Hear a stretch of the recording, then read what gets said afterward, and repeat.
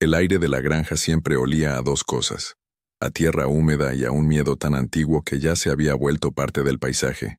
Yo era joven, pero no lo suficientemente tonto como para no sentirlo. Se pegaba a la ropa, se metía en la comida. Era el olor de los secretos que mi abuela, Elena, guardaba detrás de sus ojos grises y cansados. Vivíamos en ese rincón olvidado de México, un lugar donde las leyendas pesaban más que la propia vida y donde el sol parecía dudar antes de tocar el suelo. La casa, una construcción de adobe que se caía a pedazos con la dignidad de una anciana reina, estaba rodeada por corrales de madera podrida, y en el más grande de esos corrales vivían ellos, los cerdos. No eran cerdos comunes, eran bestias enormes, de un color rosado pálido que bajo la luz del atardecer parecía casi humano. Sus ojos, pequeños y negros, no tenían la simpleza de un animal de granja. Miraban con una inteligencia fría, calculadora, una inteligencia que te desnudaba el alma. Mi abuela les tenía pavor. No era el respeto que un granjero le tiene a su ganado. Era un terror visceral, una convicción profunda de que esas criaturas no pertenecían a nuestro mundo. «No son de Dios, mijo», me susurraba por las noches, mientras el viento aullaba afuera y el gruñido de los cerdos se colaba por las grietas de las paredes. «Son una deuda vieja que la familia nunca terminó de pagar». Yo no entendía sus palabras entonces. Para mí, eran solo parte de sus muchas manías, de sus rezos interminables frente a un altar lleno de santos descoloridos y velas a medio consumir. Elena era una mujer tejida con hilos de devoción y superstición. Podía recitar pasajes de la Biblia de memoria, pero también te leía el futuro en los restos del café y te advertía sobre la Llorona si te acercabas demasiado al río por la noche. Su mundo era un laberinto de reglas invisibles, y la más importante de todas, la que repetía hasta el cansancio, era sobre los cerdos. Nunca los mires a los ojos, Mateo. Nunca. Si lo miras, te elige. Ese verano, el calor era insoportable. Secaba la garganta y agrietaba la tierra. Mi padre, un hombre silencioso y endurecido por el trabajo, pasaba los días intentando salvar la cosecha de maíz, una batalla perdida contra la sequía. Mi madre, siempre con una expresión de preocupación perpetua, se refugiaba en la cocina, donde el calor del comal parecía ser su único consuelo. La tensión en la casa era palpable. Un quinto miembro de la familia que se sentaba a la mesa con nosotros, invisible pero pesado. La única fuente de ingresos que quedaba eran ellos, los cerdos. Periódicamente, un camión viejo y ruidoso llegaba a la granja. Hombres con caras impasibles los subían con brutalidad y le entregaban a mi padre un fajo de billetes. Él nunca contaba el dinero delante de nosotros, pero yo veía cómo sus hombros se relajaban un poco, cómo esa noche mi madre sonreía un poco más. Era un ciclo que se repetía, un mal necesario que mantenía un techo sobre nuestras cabezas y frijoles en nuestros platos. Mi abuela odiaba esos días. Se encerraba en su cuarto y no salía hasta que el camión desaparecía en el horizonte, llevándose consigo una parte de la oscuridad que habitaba en los corrales. «Estamos vendiendo pedazos de nuestra alma, Mateo», me dijo una vez, sus manos temblando mientras sostenía su rosario. «Ese dinero viene manchado, quema los bolsillos y enfría el corazón». Ella hablaba de una época pasada, una época de abundancia que yo solo conocía por sus historias. Hablaba de cuando su abuelo, el primer dueño de estas tierras, era un hombre de gran fortuna. Mencionaba viajes a Europa, vestidos de seda y cenas en restaurantes caros de la Ciudad de México, en lugares como Polanco, donde los hombres usaban sombreros de copa y las mujeres se adornaban con joyas que brillaban como estrellas. Pero esa riqueza, según ella, no nació del trabajo honrado, nació de un pacto oscuro sellado con una criatura que vivía en las profundidades del monte, una criatura que le entregó una piara de cerdos que se multiplicaban milagrosamente, asegurando la prosperidad a cambio de un precio que nadie se atrevió a nombrar en voz alta. Yo escuchaba sus relatos con una mezcla de fascinación y escepticismo. La vida en la granja era dura, monótona. Sus historias eran un escape, una ventana a un mundo donde la magia y el misterio todavía existían. Me gustaba imaginar a mi tatarabuelo, un hombre poderoso haciendo tratos con seres de la noche, pero al final del día, Cuando veía a mi padre llegar cubierto de polvo y agotamiento, y a mi madre contando las pocas monedas que teníamos, esas historias de opulencia parecían tan lejanas como la luna. Sin embargo, el miedo de mi abuela era real. Yo lo veía en la forma en que su cuerpo se tensaba cada vez que pasaba cerca del corral. Lo escuchaba en el temblor de su voz cuando me advertía que no me acercara. Ellos saben quiénes somos, Mateo. Llevan nuestra sangre en su memoria. Están esperando. ¿Esperando qué, abuela?, le preguntaba yo, con la inocencia cruel de la niñez. Ella solo negaba con la cabeza, sus ojos fijos en un punto lejano, como si estuviera viendo fantasmas que solo ella podía percibir, esperando a que olvidemos la regla, a que uno de nosotros se descuide, a que uno de nosotros los mire. Esa tarde, el sol caía como plomo fundido sobre la tierra. Yo tenía 12 años y un corazón lleno de la audacia que solo la ignorancia puede dar.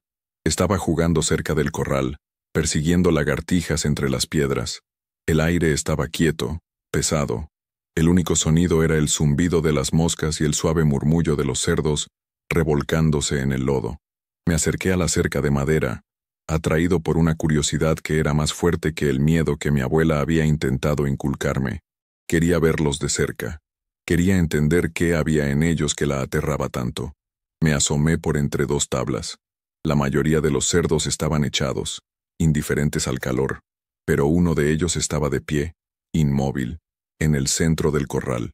Era el más grande de todos, una montaña de carne pálida con una cicatriz que le cruzaba el hocico, y me estaba mirando. No era una mirada casual. Sus ojos negros y diminutos estaban clavados en los míos. Sentí un escalofrío recorrer mi espalda a pesar del calor sofocante. Había una conciencia en esa mirada, una intención. Fue solo un segundo, un instante suspendido en el tiempo, pero en ese segundo, sentí que algo pasaba entre nosotros, una conexión, un reconocimiento. Rompí el contacto visual de inmediato, mi corazón latiendo desbocado en mi pecho. Me eché hacia atrás, tropezando con mis propios pies. El miedo, el verdadero miedo del que hablaba mi abuela, me inundó por primera vez. Era frío y paralizante. En ese momento escuché un grito. Era mi abuela. Estaba en el porche de la casa. Su rostro, una máscara de puro terror. «Mateo, ¿qué hiciste?», corrió hacia mí, sus pies descalzos levantando nubes de polvo. Pero no se detuvo a mi lado. Siguió corriendo hacia el corral, su cuerpo frágil moviéndose con una urgencia desesperada. No a él. A mí no me importa, pero a él no. Lo que pasó después es una secuencia de imágenes borrosas grabadas a fuego en mi memoria. Mi abuela tropezando con la tranca mal cerrada del corral, la puerta abriéndose con un chirrido, y ellos, los cerdos, moviéndose como uno solo, no con la lentitud perezosa de antes, sino con una velocidad y una precisión aterradoras. La rodearon. No hubo gruñidos violentos. No hubo un ataque frenético. Fue algo peor. Fue organizado, deliberado. Formaron un círculo a su alrededor, empujándola suavemente con sus hocicos, guiándola hacia el centro del corral. Ella no gritaba de dolor. Gritaba mi nombre. «Corre, Mateo, corre y no mires atrás». Pero yo estaba paralizado, anclado al suelo por el horror. Vi cómo la empujaban, cómo la arrastraban. Sus pies se hundían en el lodo espeso, sus manos intentaban aferrarse a algo, a cualquier cosa. Y entonces la escuché, su última advertencia, un grito desgarrador que rompió el silencio de la tarde. «Si lo miras, te elige». Y luego, el lodo y los cuerpos pálidos la engulleron. No la vi más. Solo escuché un sonido, un crujido sordo que nunca, jamás he podido olvidar. Me quedé allí, mirando el corral ahora tranquilo, el sol tiñendo el cielo de un rojo sangriento, sin entender del todo que mi vida, y la de mi familia, acababa de cambiar para siempre. La deuda, la vieja deuda de la que hablaba mi abuela, acababa de cobrarse una nueva cuota. Y yo, con mi estúpida curiosidad infantil, había sido quien había firmado el pagaré con la mirada. El silencio que siguió al grito de mi abuela fue lo más aterrador que he experimentado en mi vida. Era un silencio denso, pesado, como si el propio aire se hubiera solidificado con el horror. El sol seguía su lento descenso, pintando el corral de tonos naranjas y púrpuras, una belleza obscena que contrastaba con la escena que acababa de presenciar. Los cerdos se habían calmado. Se movían con la misma parsimonia de siempre, algunos revolcándose en el lodo, otros olisqueando el suelo, como si nada hubiera ocurrido, como si una vida humana no acabara de ser extinguida entre ellos. Me quedé inmóvil, mi mente era un torbellino de negación. Esto no podía ser real. Tenía que ser una pesadilla, una alucinación provocada por el calor y las historias de la abuela. Pronto despertaría en mi cama, con el olor a café de olla llenando la casa, y la voz de Elena llamándome para desayunar.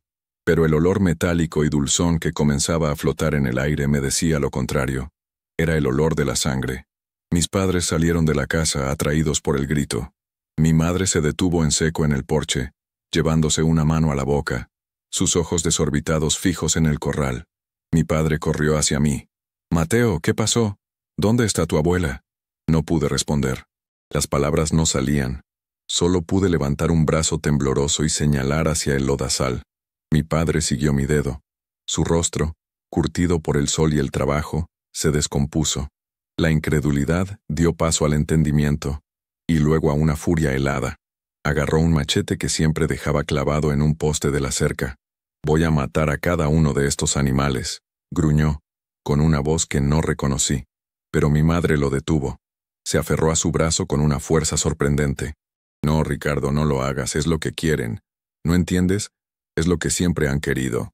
«¿De qué demonios hablas, Laura? Se llevaron a mi madre, y se llevarán a nuestro hijo si entras ahí», gritó ella con lágrimas corriendo por su rostro. «¿No escuchaste las historias? ¿No le creíste nunca?» Mi padre se quedó quieto, el machete colgando inútil en su mano. La furia en su rostro fue reemplazada por una expresión de derrota absoluta. Miró el corral, luego a mí, y entendió. Entendió que estábamos atrapados en una pesadilla mucho más antigua y poderosa que su machete. Esa noche, nadie durmió. Mi madre encendió todas las velas de la casa y se pasó la noche rezando frente al altar de la abuela, sus susurros llenando el silencio. Mi padre se sentó en el porche, con el machete sobre sus rodillas, la mirada perdida en la oscuridad del corral. Yo me quedé en mi cuarto, temblando bajo las cobijas, reviviendo la escena una y otra vez. El rostro de mi abuela, su grito, el sonido. «Si lo miras te elige». Las palabras resonaban en mi cabeza como un eco infinito. ¿Qué significaban? ¿Me había elegido a mí?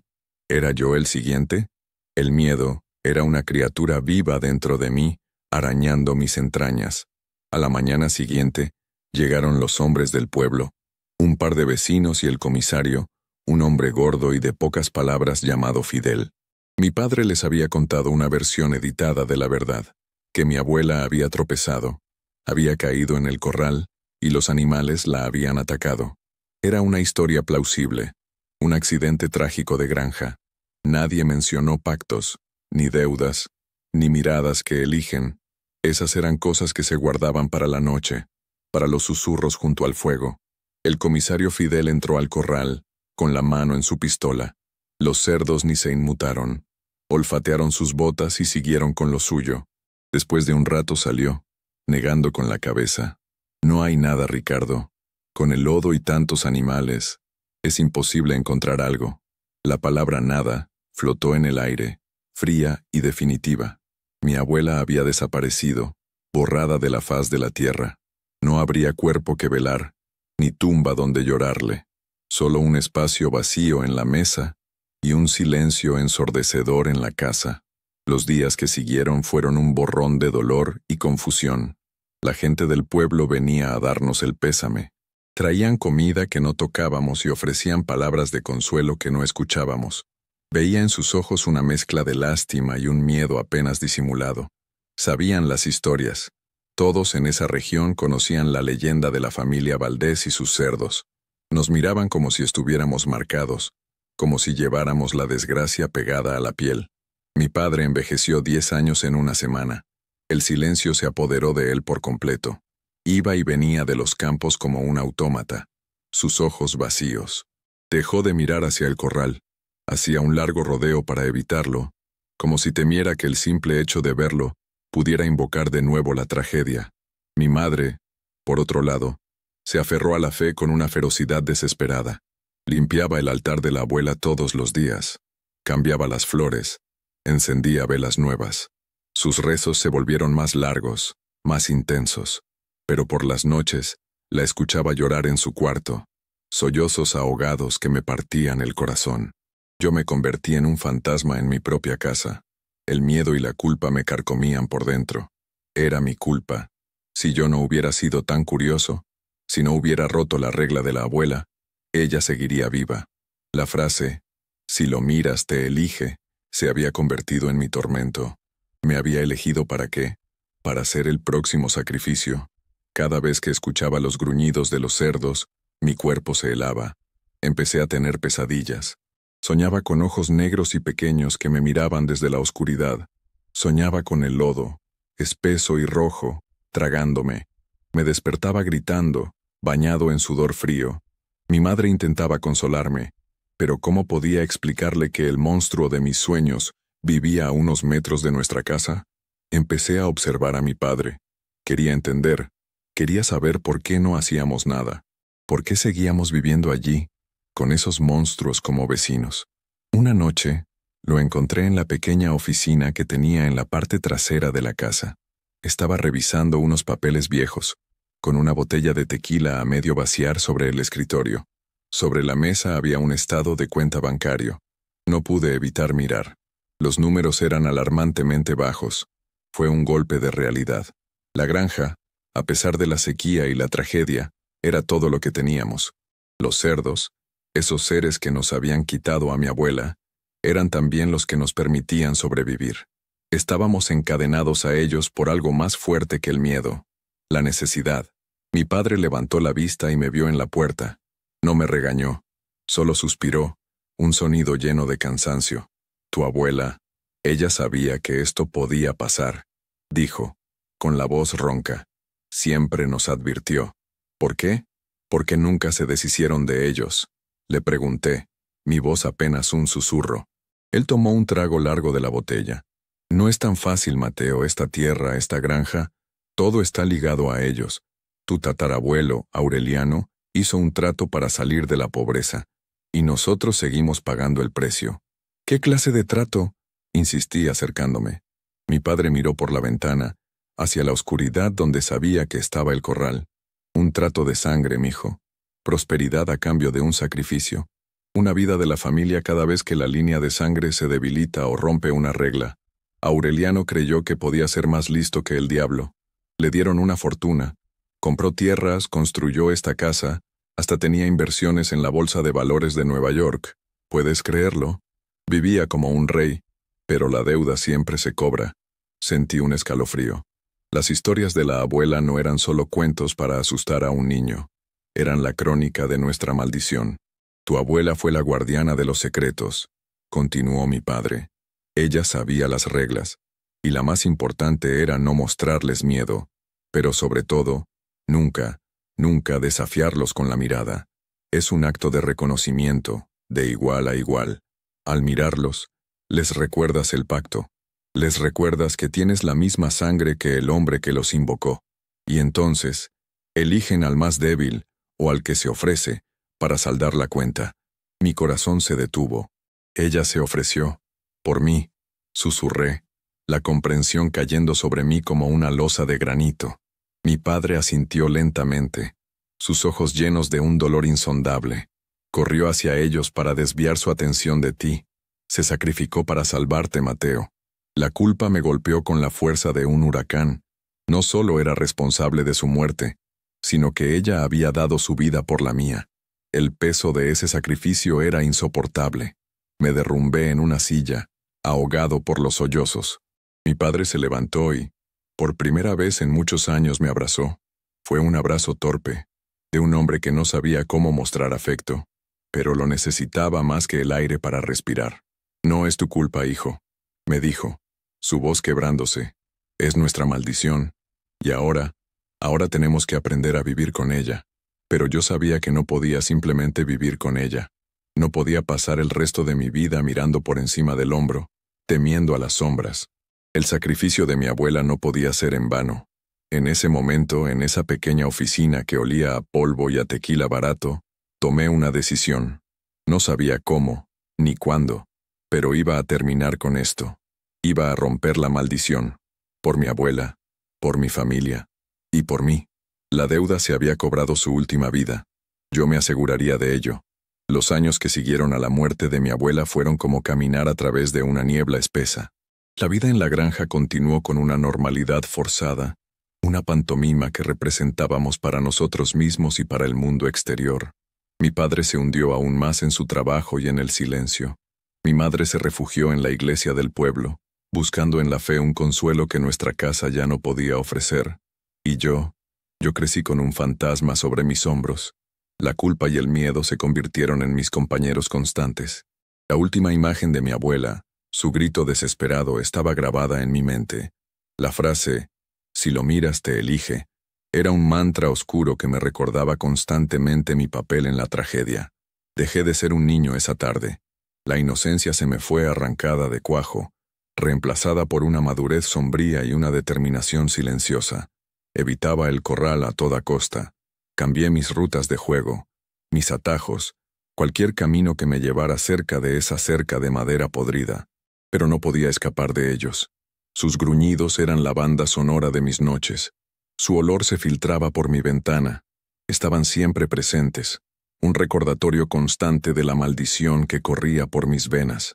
Con el tiempo, mi miedo se fue transformando en algo más. Se convirtió en una obsesión. Necesitaba entender. Necesitaba saber contra qué estábamos luchando. Las palabras de mi padre sobre el pacto y el sacrificio habían abierto una puerta, pero detrás de ella solo había más oscuridad y más preguntas. Empecé a buscar respuestas en el único lugar que me quedaba, el cuarto de mi abuela. Mi madre lo había mantenido intacto, como un santuario. El olor a lavanda y a cera de vela todavía flotaba en el aire. Sus vestidos seguían colgados en el ropero, su rosario sobre la mesita de noche. Era como si ella simplemente hubiera salido a caminar y fuera a regresar en cualquier momento. Comencé mi búsqueda en secreto, por las noches, mientras mis padres dormían. Buscaba debajo de la cama, en los cajones de la cómoda, detrás de los cuadros de santos que colgaban de las paredes. Buscaba cualquier cosa, una carta, un diario, una nota, algo que me diera una pista. Durante semanas no encontré nada. Solo los objetos de una vida sencilla, pañuelos bordados, estampitas de santos, ovillos de lana. Empezaba a perder la esperanza, a pensar que los secretos de mi abuela se habían ido con ella a ese lodazal inmundo. Una noche, mientras revisaba un viejo baúl de madera al pie de su cama, encontré algo. Debajo de un montón de sábanas y mantas viejas, había un doble fondo. Con el corazón latiéndome en la garganta, lo abrí. Dentro, había una pequeña caja de madera de cedro, cerrada con un broche de metal oxidado. Y dentro de la caja, un libro. No era un diario común, era un viejo libro de contabilidad, de esos con tapas duras de cartón y hojas amarillentas, pero en lugar de números estaba lleno de la caligrafía apretada y elegante de mi abuela. Y no era la única. Había otras caligrafías, más antiguas, desvanecidas por el tiempo.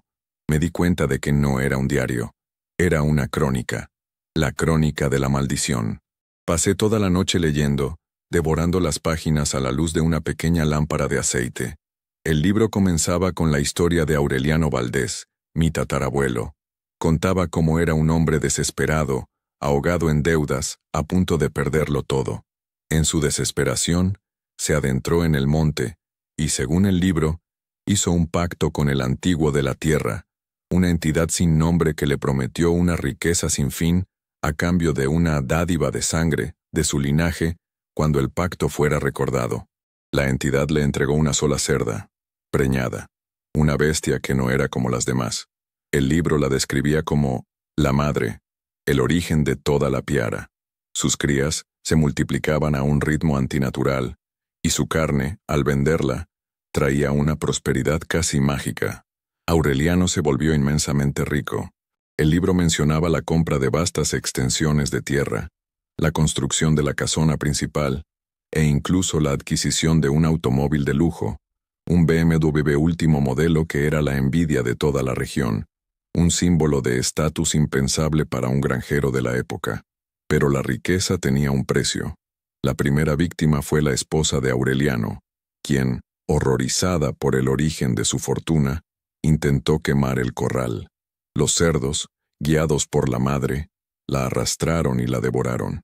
El libro describía la desesperación de Aureliano, su intento de romper el pacto, pero ya era demasiado tarde.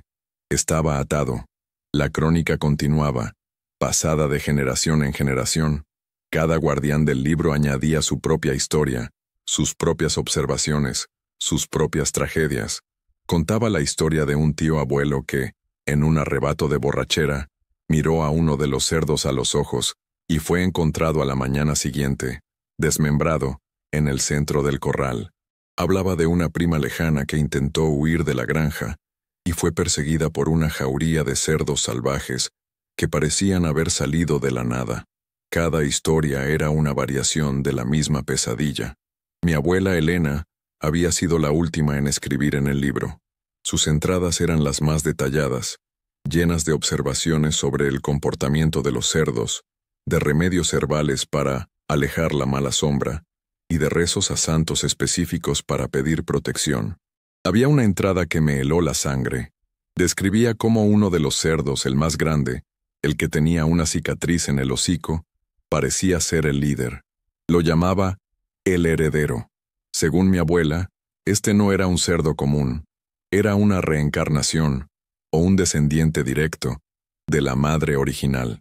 Poseía una inteligencia y una malicia superiores. Era el ejecutor de la maldición. Y entonces, llegué a la última entrada, escrita la mañana del día en que murió. Mateo está creciendo, escribió. Tiene la curiosidad de los Valdés, el orgullo de Aureliano en la mirada. Le he advertido, pero el monte lo llama. Siento que el tiempo se acaba. La deuda está inquieta. Hoy, le pedí a San Judas Tadeo, patrono de las causas imposibles, que me dé la fuerza para hacer lo que debo hacer si llega el momento, que mi sacrificio sea suficiente para proteger al niño, que él pueda vivir libre de esta sombra. Cerré el libro. Mis manos temblaban. Las lágrimas corrían por mi rostro cayendo sobre las páginas viejas. Todo estaba allí. La verdad, cruda y aterradora. Mi abuela no solo me había salvado, lo había planeado. Sabía que el pacto reclamaría a alguien, y se había preparado para ser ella. Su amor era un escudo que me había protegido de un destino horrible, pero su sacrificio también me había dejado una responsabilidad. Yo era el siguiente en la línea. El libro era ahora mío. Yo era el nuevo guardián, y no podía, no quería, pasarle esta maldición a mis futuros hijos. Esa noche, al lado del baúl de mi abuela, con su crónica en mis manos, el niño asustado dentro de mí murió para siempre. En su lugar, nació un hombre con un propósito forjado en el dolor y el amor de una abuela valiente. El libro se convirtió en mi Biblia y mi manual de guerra. Lo leía todas las noches, memorizando cada detalle, cada advertencia, cada intento fallido de romper la maldición. Mis ancestros habían intentado de todo, rezos, exorcismos, incluso veneno, pero nada había funcionado. La piara siempre sobrevivía, y el intento de rebelión siempre se pagaba con sangre. Comprendí que no podía luchar contra ellos con fuerza bruta. Eran más que simples animales. Eran la manifestación física de un pacto oscuro. Para vencerlos, necesitaba entender la naturaleza de ese pacto. Necesitaba encontrar una fisura, una cláusula de escape que Aureliano, en su desesperación, podría haber pasado por alto. Comencé a investigar la historia de la región. Pasaba horas en la pequeña biblioteca del pueblo, un cuarto polvoriento lleno de libros olvidados. Leía sobre las leyendas locales, sobre las creencias de los pueblos originarios que habitaron estas tierras mucho antes que los españoles. Buscaba menciones de entidades como el antiguo de la tierra. Hablé con los ancianos del pueblo, hombres y mujeres con la piel arrugada como mapas antiguos. Al principio, se mostraban reacios a hablar. El miedo a la familia Valdés y su granja estaba profundamente arraigado, pero mi insistencia, mi desesperación, Finalmente rompió sus defensas. Fue don Anselmo, un viejo curandero que vivía en las afueras del pueblo, quien me dio la primera pista real. Lo encontré sentado afuera de su choza de adobe, fumando un cigarro de hoja de maíz. Sus ojos, casi blancos por las cataratas, parecían ver más allá de lo evidente. Le conté mi historia, le hablé del libro, de la maldición. Él escuchó en silencio, asintiendo de vez en cuando. Cuando terminé, se quedó callado por un largo rato, observando las montañas en la distancia. «El antiguo no es el diablo, muchacho», dijo finalmente, su voz como el susurro de hojas secas. «Es más viejo que eso. Es la tierra misma. No entiende de bien o de mal, solo de equilibrio. Un pacto con la tierra es un pacto de intercambio. Tu tatarabuelo le pidió riqueza, y la tierra se la dio, usando a sus criaturas más voraces y fértiles como vehículo. Pero él rompió el equilibrio. Tomó demasiado rápido, y no ofreció nada a cambio, solo su sangre como garantía. ¿Cómo se restaura el equilibrio?», le pregunté, mi corazón acelerado. «Un pacto de sangre solo se puede romper con un acto de voluntad, no de violencia», explicó. «Tienes que devolver lo que se tomó. Tienes que rechazar la herencia, no el dinero, no la tierra. Tienes que rechazar el beneficio del pacto mismo, y tienes que hacerlo frente a ellos, frente al heredero. Tienes que demostrarle a la tierra que la línea de sangre de Aureliano renuncia a su poder». Sus palabras eran crípticas, pero por primera vez sentí un destello de esperanza. No se trataba de matar a los cerdos, se trataba de un acto simbólico, un ritual, devolver lo que se tomó. La frase resonaba en mi mente. ¿Qué podíamos devolver? La fortuna de Aureliano se había desvanecido hacía mucho tiempo. Solo nos quedaba la granja, endeudada y apenas productiva. Pasé semanas reflexionando sobre las palabras de don Anselmo. ¿Cómo rechazar una herencia que ya no existía? La respuesta vino a mí una tarde, mientras observaba a mi padre intentando arrancar el viejo tractor. El motor tosía y moría una y otra vez. Vi la desesperación en su rostro, la misma desesperación que debió sentir Aureliano. Y entonces lo entendí. El beneficio del pacto no era el dinero, era la facilidad, la prosperidad sin esfuerzo. La venta de los cerdos era la última manifestación de ese beneficio. Era dinero que no provenía del sudor de nuestra frente, sino de la sangre de nuestros ancestros. Para romper el pacto, teníamos que dejar de venderlos. Teníamos que cortar el último hilo que nos ataba a la riqueza maldita de Aureliano. Y teníamos que hacerlo de una manera que la tierra entendiera. Le presenté mi plan a mi padre. Al principio se negó rotundamente. «¿Estás loco, Mateo? Es lo único que nos mantiene a flote. Si dejamos de venderlos, lo perderemos todo». «Ya lo perdimos todo, papá», le respondí, mi voz firme. «Perdimos a la abuela. Vivimos con miedo. Esto no es vida. Es una sentencia». Le mostré el libro. Le leí las crónicas de nuestros ancestros. Le hablé de don Anselmo, del equilibrio, de la renuncia. Vio la determinación en mis ojos, la misma que debió ver mi abuela. Vio que ya no era un niño asustado, sino un hombre dispuesto a todo por liberar a su familia. Después de una larga y tensa discusión, finalmente aceptó. Vio que no había otra salida. El miedo a perder la granja era grande, pero el miedo a perderme a mí era aún mayor. Juntos planeamos el ritual. Según don Anselmo, debía realizarse en una noche de luna nueva, cuando el poder de la tierra es más receptivo. Y debía ser en el corral. Tenía que enfrentar al heredero. El plan era simple y aterrador. Abriríamos las puertas del corral y dejaríamos que se fueran. Renunciaríamos a ellos, nuestro último activo, nuestro último vínculo con el pacto. Se lo devolveríamos al monte, a la tierra de donde vinieron. Era un acto de fe ciega.